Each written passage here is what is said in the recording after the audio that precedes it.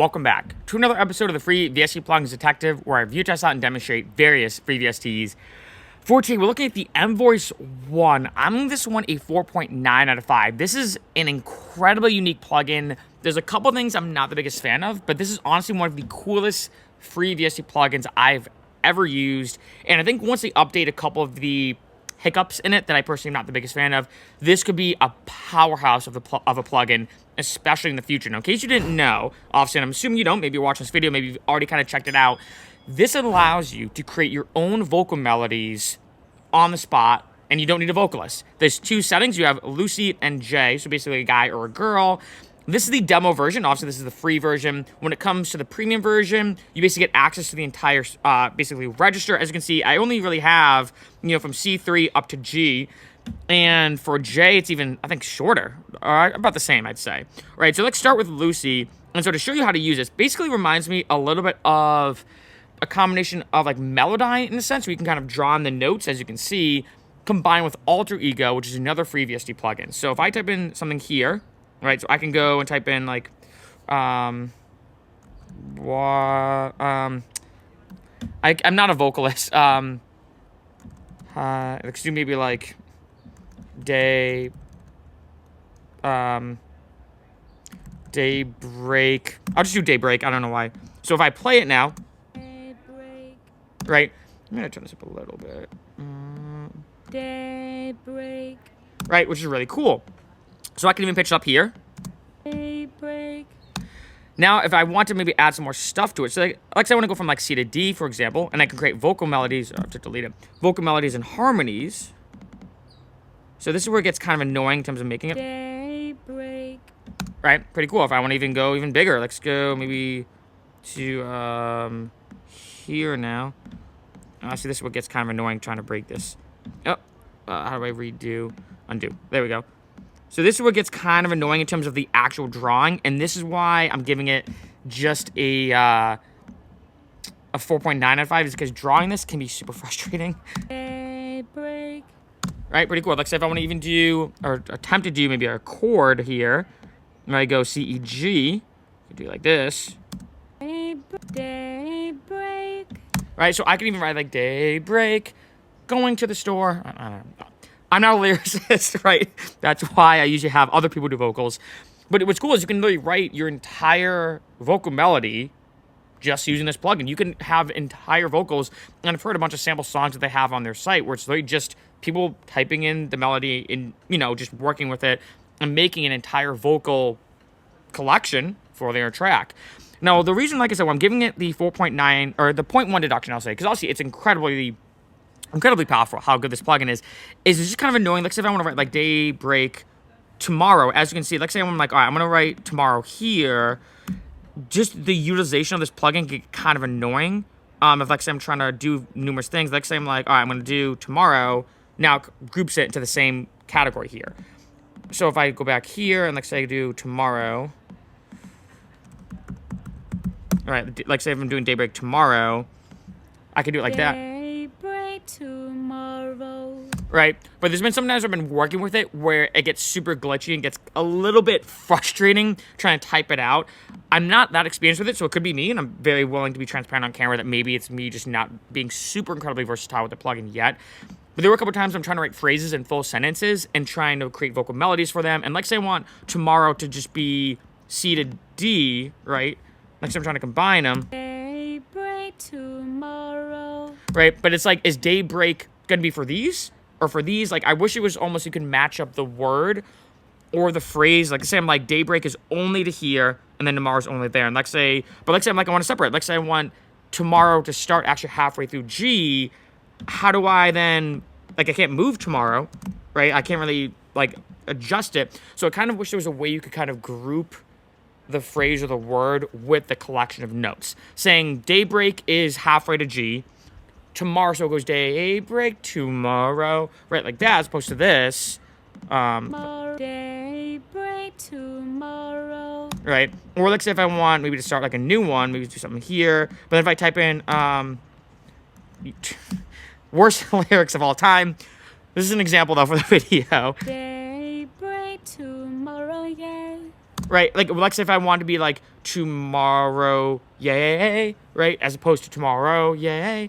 So this is one that I'd probably mess around with a lot and like say maybe record this, because you may be wondering too, well, how do I even record it in Ableton? Because the MIDI, in a sense, is being drawn in the program. So what I probably do is maybe just resample this one.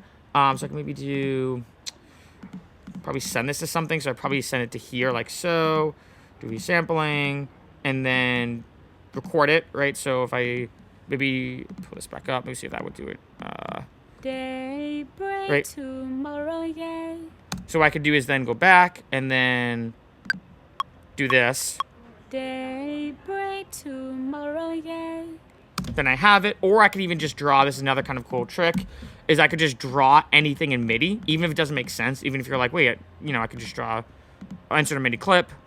Wait, I can't really minimize it, but let's just put, and it doesn't really matter the note, because you're not really playing the note, it's more just activating the plugin itself. Then I'm just gonna do freezing and flattening. Daybreak tomorrow, yay. So this is one plugin that I kind of wish also too you could almost use outside. I'm gonna do that, but I wish you could kind of use this outside of Ableton, create all the samples, and then drag them in. But obviously, you kind of have to do everything in kind of the box or in Ableton as opposed to outside of it. I think if anything, if I was using this for my own track, or like say for a different track, I'd probably almost have two project files. One would just be for creating the vocal samples and creating these kind of vocal melodies. And then the second project file would be the actual song itself, where I then bring in the samples as I'm using them. Now to show you J, of course, because obviously we have two different things. Can I select all? Can I control all? All right, so let's try to drag all these in so you can hear the kind of same sound, or the same kind of idea, but in a different one. I may have to kind of change, obviously, the notes on this, because what does J start at? Okay, there we go. J starts at G. That works. Daybreak tomorrow, yay. So I'm gonna actually turn this up. I don't know why he's so quiet. Come on, dude, speak up. So Daybreak tomorrow, yay. pretty cool. Now, obviously, as you can tell, this is definitely computerized, but as technology gets better, obviously, as we all know, it's amazing how powerful music production plugins have gotten. And if you listen to something like Alter Ego is incredible what you could do with it as a free plugin, but it's clearly roboticized. There's no question about it. It's clearly like a robot or some type of computer or synthesis. With this one, though, I feel like if it's really well mixed and you're clever enough with the way you structure it, like if I were to add, for example, like reverb in, I'm going to parallel process this real quick. Daybreak, yay. Daybreak tomorrow, yay. I'm actually turning all these off. And maybe add like a nice low delay. This is usually like this actually usually my typical rack if I'm using like poppy vocals, is do something along these lines, and I'm just gonna do. Daybreak tomorrow, yay. Right, and then maybe add in a bit warmer. It's one of my favorite plugins as well, warm saturator. Turn this down, it's gonna be a little bit louder.